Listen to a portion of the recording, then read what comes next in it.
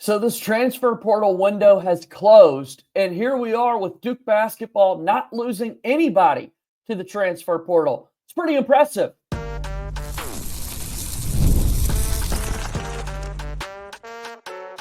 You are Locked On Blue Devils, your daily podcast on the Duke Blue Devils. Part of the Locked On Podcast Network, your team every day.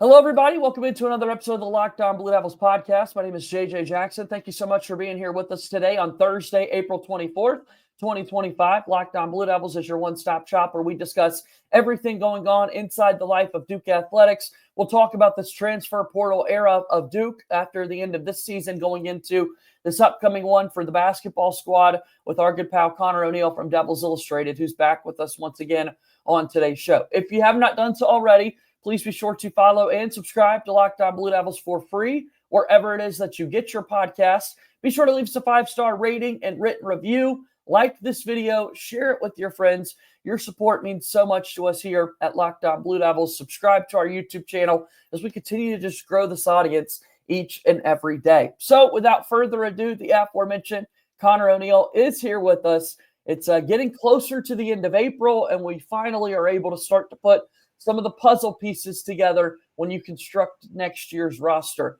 Hope you're doing well, Conor. Yeah, did you say it's getting close to the end of April? Because I think April ended like 5 weeks ago. Yeah. It's the longest month.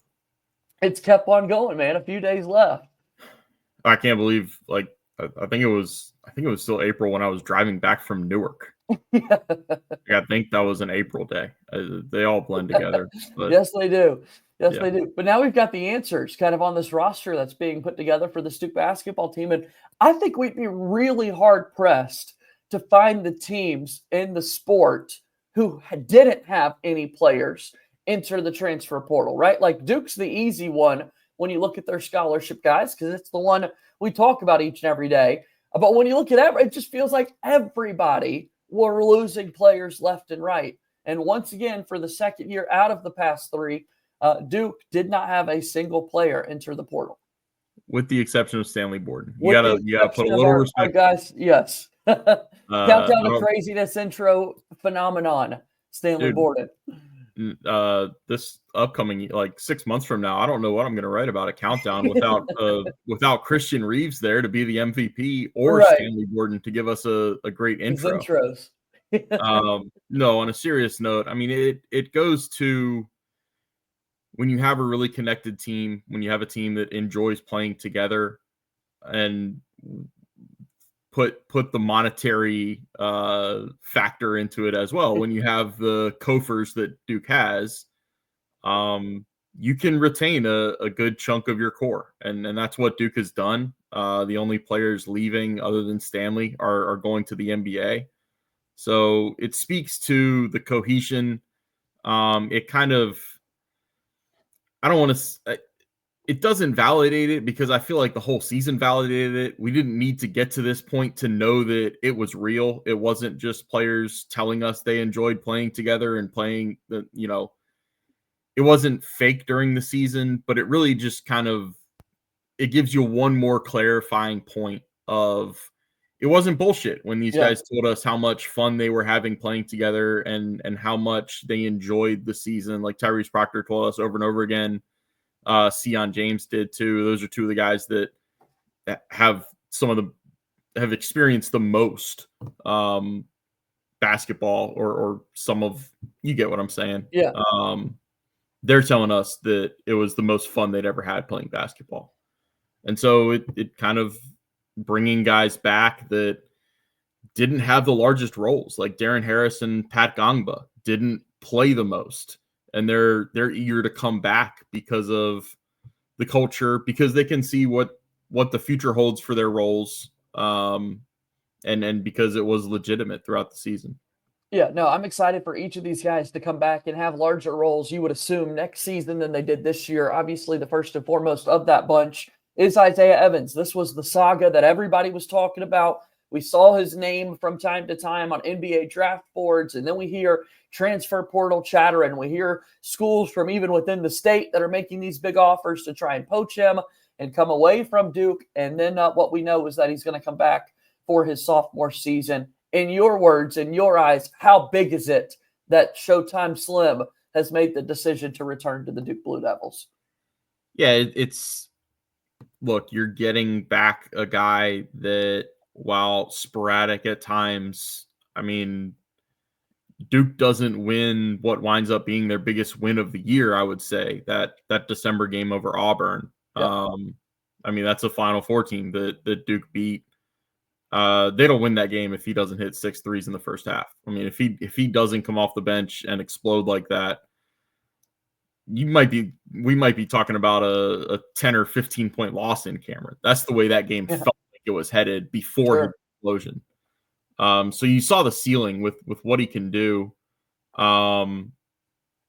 You're going to want to see a jump. You're going to want to see him create his own shot more often rather than just catch and shoots coming off screens and sinking down on the flares. But I think you can also you're not banking on it, but you can almost expect it, right? Like he improved throughout the season.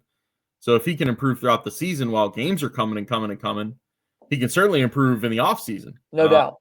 When you have to kind of self-motivate and work on things on your own, and in the summer behind closed doors. So I think every team in the country would want a 6'7" guy that can shoot like that with the wingspan that he has. We talked ad nauseum this year about how far along his defense came. Yep. That has to at least maintain, or I'm sure John Scheyer and his staff wouldn't mind it getting better. But yeah, that's going to be a key part. I think I said this on my board the other day. If you're looking at Duke's roster right now, and there are going to be additions, if you're handicapping who the leading scorer on next year's team would be, I think Cam Boozer is the favorite, and I think Isaiah Evans is a close second. And I think there's a gap there from second to third. Like, I think if you're going by the way the odds go, it might be like Cam Boozer plus 120, Isaiah Evans plus 150, and then everybody else like plus 400 and lower. I think those are the two that Duke will look at as, okay, these are our bucket getters. Like, these are the guys that we need hitting big shots in big moments. No doubt. Yeah, I'm excited to see what we're able to get out of Isaiah Evans this upcoming season. And I do think he's got to be one of those guys primed for a bigger position in the scoring department for this Duke team. And in a lot of ways, he might dictate wins and losses in some games, depending on what he's able to do from the outside shooting the basketball. So big return news there for the Blue Devils. There are a couple of other guys that we've touched on. Again, nobody's leaving. Nobody's going into the transfer portal for the Duke basketball squad. What a big win that is for John Scheyer, as we'll take our first break here on today's program. Locked On Blue Devils here today is brought to you by our friends over at FanDuel. The NBA playoffs are almost here, and FanDuel is giving new customers an incredible way to get in on the action. Right now, when you join FanDuel and place your first $5 bet, you'll get $250 in bonus bets if your bet wins. I love FanDuel so much. The app makes betting so easy, whether it's picking my favorite team or diving into all of those player props, from three-pointers to steals to assists. The NBA playoffs are much more enjoyable with FanDuel. Don't miss out. Head to FanDuel.com and claim your $250 in bonus bets today. FanDuel is a proud sponsor of Locked On Blue Devils. All right, let's keep this thing moving. We're talking Duke basketball and guys making the decision to return for the upcoming season. Now that we've got Conor O'Neill here from Devils Illustrated, I want to talk about the interior. When you look at a player like Patrick Gamba II and Malik Brown, just talked about the Isaiah Evans dynamic a moment ago. What is 2025-2026 forecast for those two players on the interior? Ooh, I don't think they'll go into the season with just those two as the centers, but it's going to be it. Like I always say, there's two forms of currency in recruiting the portal. There's literal currency, and then there's minutes and role. And I don't know that you can sell the best centers left in the portal on coming in and being the third guy behind one of the best defensive players on the roster last year. I mean, like, we know how good Malik Brown is. Yeah. And then Patrick Gamba, he's got so much potential with his footwork, with his hands, how good they were as a freshman with the limited role that he had. Man, if that guy takes a jump, he's going to be, a walking 15-8 guy.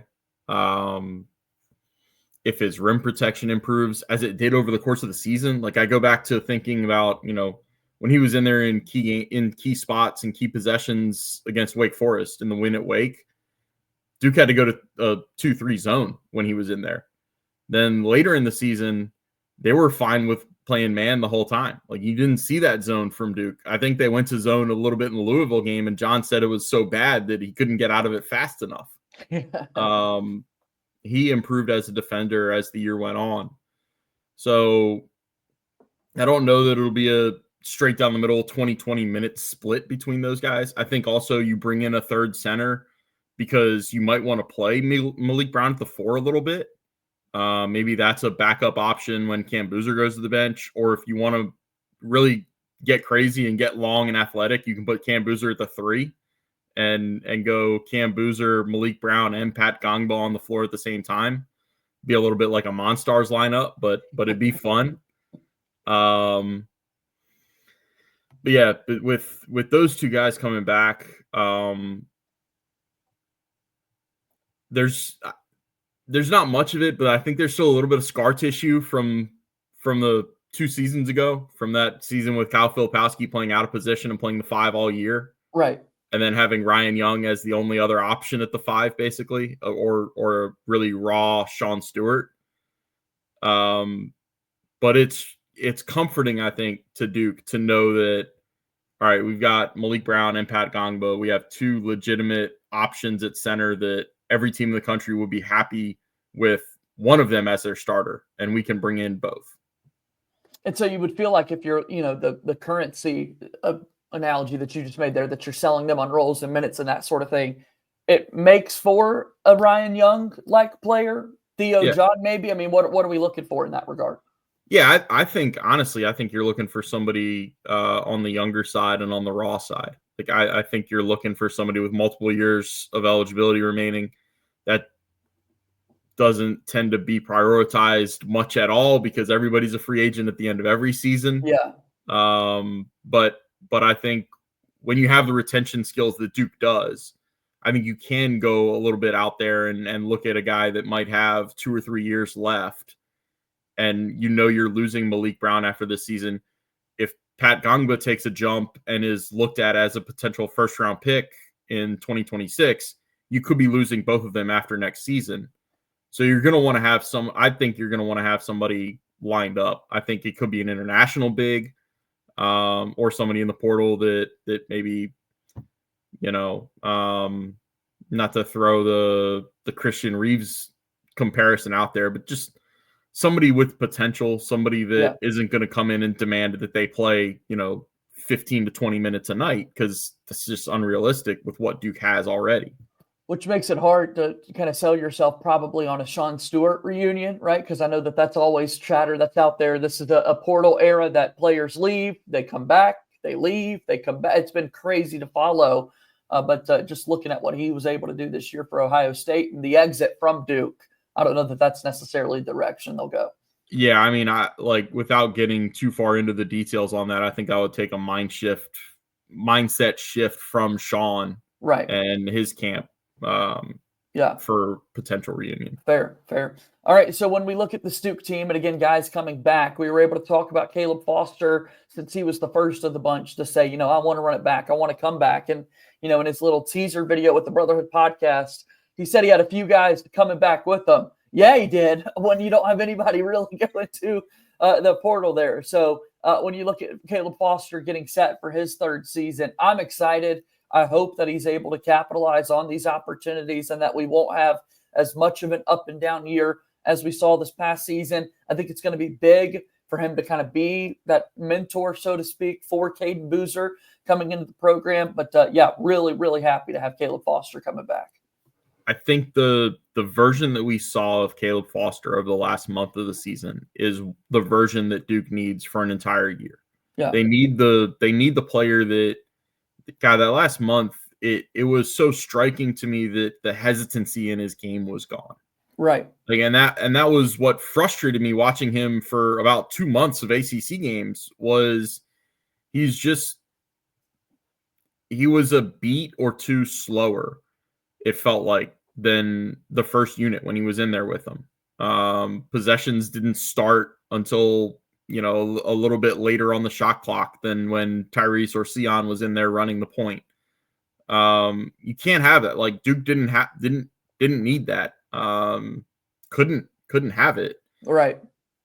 But then he had the DNP against Wake on senior night, and we all thought, like, okay, well, Caleb Foster's last game in Cameron Indoor is a DNP. And then John throws him in there in the second half against UNC, and it's like he's a completely different person. Big spark plug. Player. Like, he played with nothing to lose. He had the one play that I keep replaying over and over in my head is the diving tip. And I don't even know if that's a play that gets recorded as a statistic. Like, I don't think it's a steal. It's just a loose ball. Yeah. But he dives and tips it ahead. I can't remember if it was a Sion or Tyrese. I love that play. Yeah. Yeah. I mean, that's the type of thing that you want to see from Caleb Foster next season for 28 to 32 minutes a night for however many games Duke plays. Yeah. He should start. That's the type of player that Duke needs when they're bringing back Caleb Foster. Yeah. His freshman season, he played 27 games, averaging 27 minutes per game in there, and he saw the minutes cut in half throughout the course of the season. Caleb Foster finished this past year as a sophomore playing just 14 minutes a game. So expect a much larger role for him as he gets set to come back for year 3. A lot of people are wondering, do we get to see a larger role for Darren Harris coming back? This was a guy that, sleuths on the internet out there were trying to figure out, why is this guy not in the team photo? He's saying he had to get a haircut, and then he's taking posts away on social media. And what's going on? It's just the dynamic we're in. You got to follow it all. And now we know he's going to be coming back for a second season. So people want to know, is there a larger role for Darren Harris going into the upcoming season? I tend to believe there probably is. Yeah, I think people tend to forget that Darren Harris started the season with a larger role than Isaiah Evans did. Yeah. It wasn't until, maybe a game or two before the Auburn game that Isaiah actually looked like Isaiah was past him in the rotation. I love Darren Harris's game. I think if he just gets a little stronger, a little more athletic, and a little faster over the summer, I think you'll see a real jump out of him as a sophomore. I think he's at least a 2-level scorer. I don't know about him getting to the rim. I don't know that we saw that all that much this year. And what we did see, I mean, let's be honest, he wasn't always in there against other teams' best players. Right. But yeah, I mean, people forget the stuff about him being ahead of Isaiah in the start of the year. People also forget, like, he was a Peach Jam MVP. He played for a PVI team that went to the Nationals. I can't remember if it was called Geico or Chipotle. It's changed a couple times on me.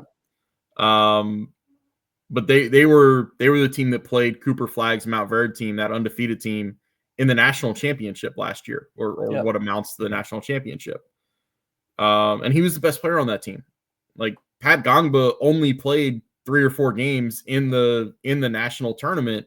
Darren Harris was the one who was there leading his team to that stage. So I think he's a really good player. I think he's a player that you might not realize in the moment how big of a retention it is to keep him in the program. Right. But I think in like 7 or 8 months, we could be looking back at this and saying, wow, Duke is really lucky they have Darren Harris and he's not, playing a starring role for Georgetown or Maryland to throw out the 2 that are kind of in his area where he's from, UVA, even with a new coach. I think he's in line for a pretty nice season. And the other thing the one other thing you have to remember is he had a wrist surgery last offseason that limited how much he could do. And so, barring anything unforeseen right now, he'll have a full offseason of working in Cameron and working in the practice gym to get better. Yeah, a full bill of health this offseason for everybody, we hope. And it's going to be exciting to see this Duke basketball team as they get set for the upcoming season. Let's take one more break on today's program and then start to wrap up our show here today as Locked On Blue Devils continues for you in just a moment. Locked On Blue Devils here today, brought to you by our friends over at the Amazon Fire TV. Did you know your Fire TV is also an Xbox? Turn your TV into your gaming entertainment hub with Fire TV Stick 4K devices, no console required. Just grab your paired controller, subscribe, and sign in to Xbox Game Pass Ultimate with EA Play included, and you're ready to play. Dive into hundreds of premium titles from EA Sports College Football 25 to Call of Duty Black Ops 6 and Avowed as easily as you stream your favorite shows. It's gaming made simple, and it's all on your Fire TV. It's the latest technology for elevated playing with Wi-Fi 6, 6E, and auto low latency mode advanced technology. Fire TV Stick 4K delivers smoother, more responsive gameplay with lightning-fast speeds you need to stay competitive.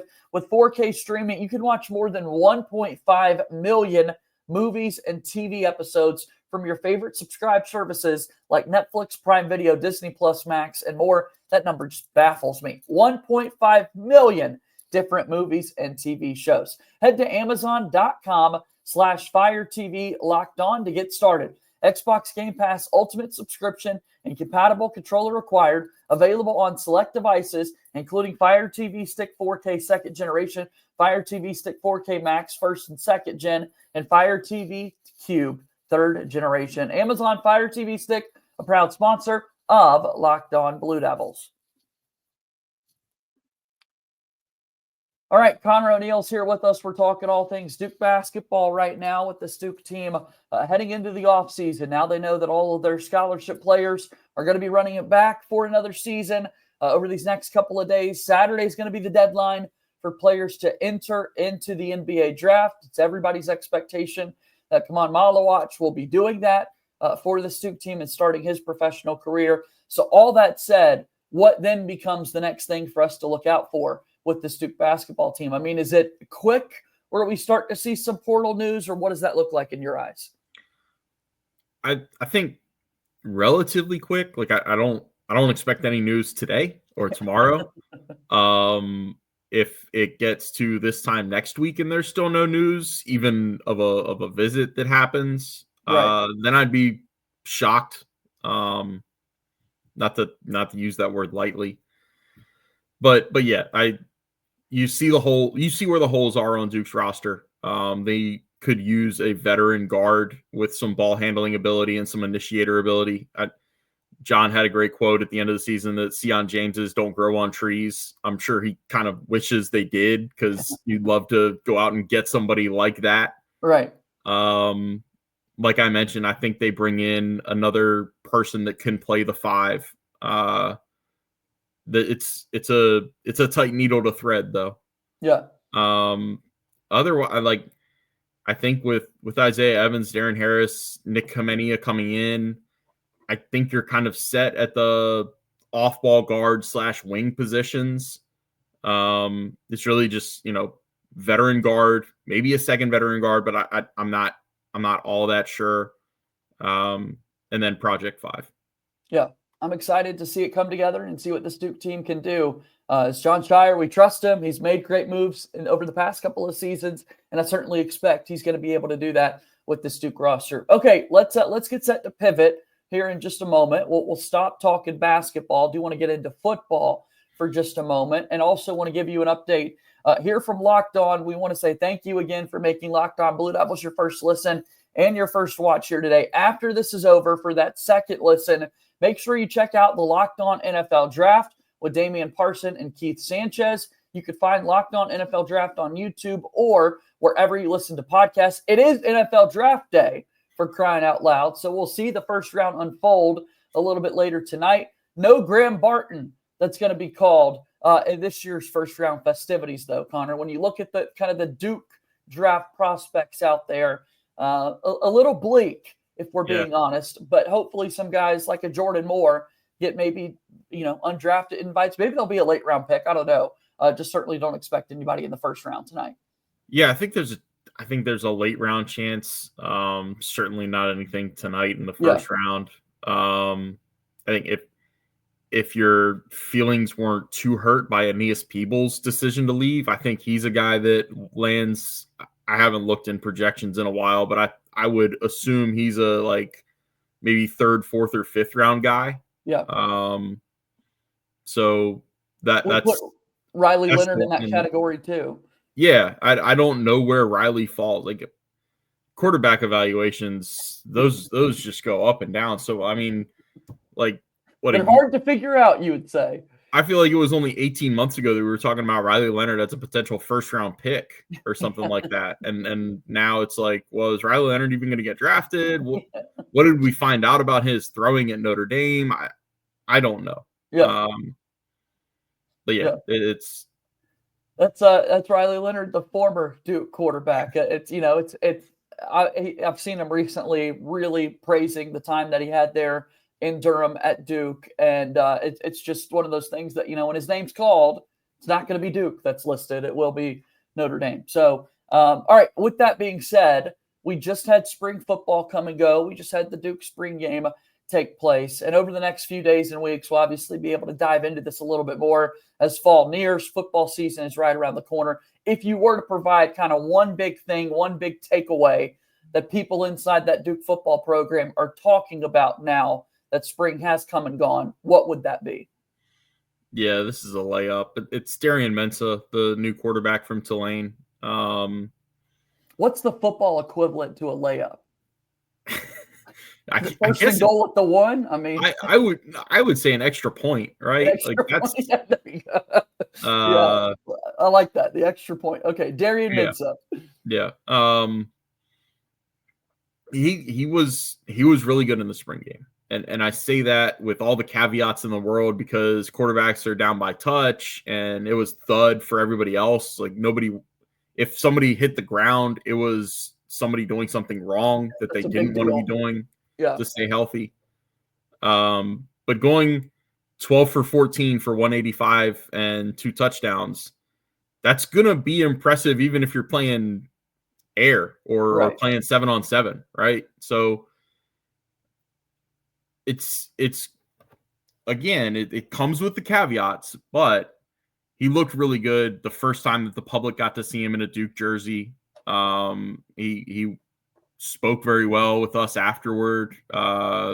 He's, I'm not going to throw shade on the previous, I'm not burying Malik Murphy with this, but I think there are some differences in Darren Mensah, mainly in the mobility category that you're going to notice right away when games start. So that's the one for Duke at this point. And I'll say, looking at it, man, I mean, they listed at 6'3" on Duke football's roster there, and seeing a guy in full pads, you obviously clearly know something, or you can take a notice of something. He looked much larger than I was kind of expecting when you compare him to what Duke just had in Malik Murphy, who is a giant in all respects when he's got the full gear on and that sort of thing. But looked like Darren Mensah is going to be, his body will be well suited to take over that position in the ACC, if that had been a concern at all for anybody out there. Yeah, I think that concern, it's valid a little bit when you have a G5 quarterback stepping up to P4, but Tulane's been such a good program. It's not like they're a run-of-the-mill G5. And they found something with Darren Mensah, and he beat out, I can't remember the names, but he beat out some guys for Tulane's starting job last year that you would think, just based on recruiting pedigree, would have had the edge on him.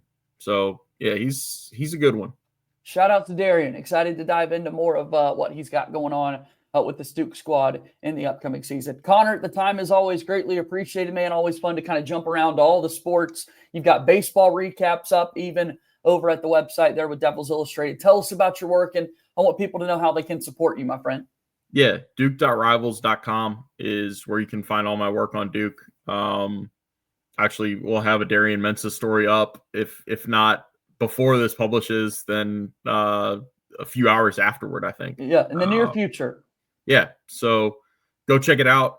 Sign up for a premium membership so you don't miss out on any stories. It's objective coverage of Duke, and I think that's valuable. Let's all help put food on Conor's table. He deserves it. Go support Devils Illustrated, duke.rivals.com. Great to see you, my friend. We'll do it again soon, okay? Thanks, JJ. All right, that's Conor O'Neill joining us here on today's episode of Locked On Blue Devils. Always appreciate his time and insight joining us here on the program. That's going to do it for today's show. As always, go Duke. I'll talk to you again tomorrow. My name is JJ Jackson. Thank you and good day.